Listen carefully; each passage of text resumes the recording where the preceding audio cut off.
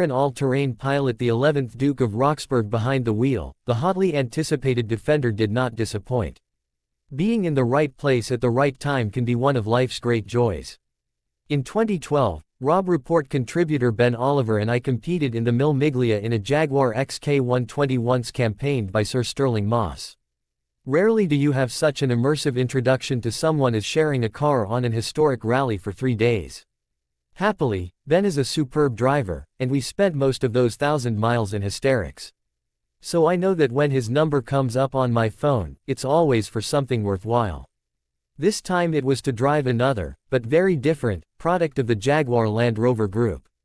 The new $153,625 Defender Octa, or $169,425 in the edition one guys tested, is one of the most hotly anticipated performance cars of the year.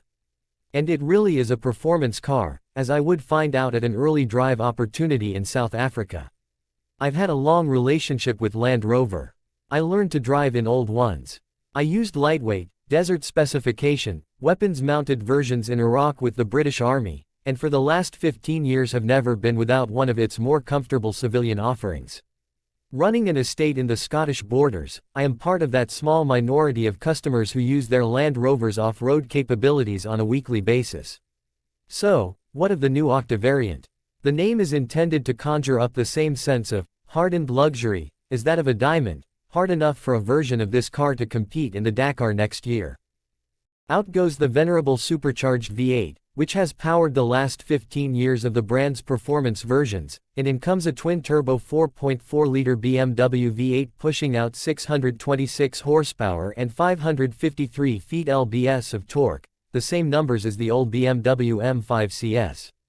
The suspension has been just as radically revised, with a wider track, a higher ride height, and the adoption of the interlinked dampers used on the Range Rover Sport SV.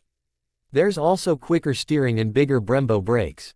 The aim is simply more of everything, much more, to match that price. Land Rover claims the Octa is much faster than other Defenders, reaching 62 miles per hour in just 4.0 seconds. It also offers both near-flat on-road cornering and even greater axle articulation and abuse tolerance for off-road terrain. My daily driver is currently a standard Defender, so I'm well placed to spot the Octa upgrades. The wheel arch extensions are hefty, the stance is spot on, and other stylistic enhancements manage to walk the line between making the car look beefier and just cheapening it.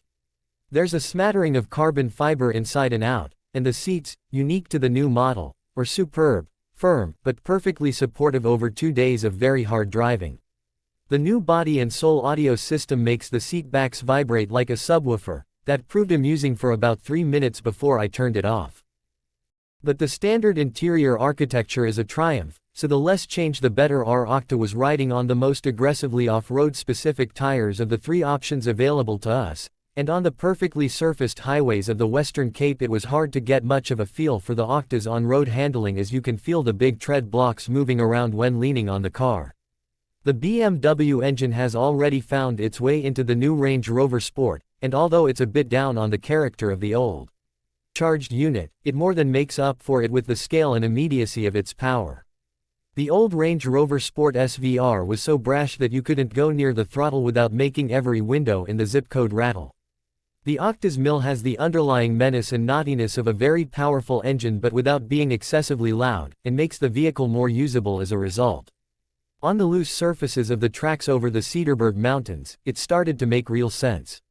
The large red diamond button on the steering wheel allows you to toggle through driving modes, but a long hold activates Octa mode, which pushes more power rearwards and is designed for optimal acceleration on loose surfaces. I had to recalibrate both my brain and senses to understand how the broken rock, huge potholes, and corrugated terrain below were just being monstered by the car. What your eyes see passing under the bonnet just isn't felt through the seat of the pants, and counterintuitively, the more gas you give that big V8, the better the car seems to ride on the worst surfaces imaginable. Hour after hour we pounded through the moonscape, epic views around every corner. By the end of the day, we had done over 120 miles off-road on some properly hardcore terrain, all without strain on either the car or occupants. We tested the low-speed rock crawl mode through a series of rocky ravines. You realize how over-engineered the Octa is when its departure and lean angles are being put to the ultimate test, yet the vehicle takes the whole thing in its air-conditioned stride. Same on the high-speed off-road course Land Rover had laid out. Matt Becker, the former chassis guru for Lotus and now leading JLR's dynamics, got the Octa sideways and repeatedly airborne, yet the vehicle's demands on him were low enough to let him explain the workings of that new 6D suspension as he drove. The car sucked up more punishment than I can put into words, it just felt wrong, yet the man who knows it best was relentless in his punishment and pace. How would a standard Defender cope with the same level of abuse? Components would break sooner, and the comfort for passengers would be markedly worse.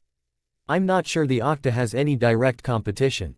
The Range Rover Sport SVR and Aston Martin DBX are more refined and road-focused.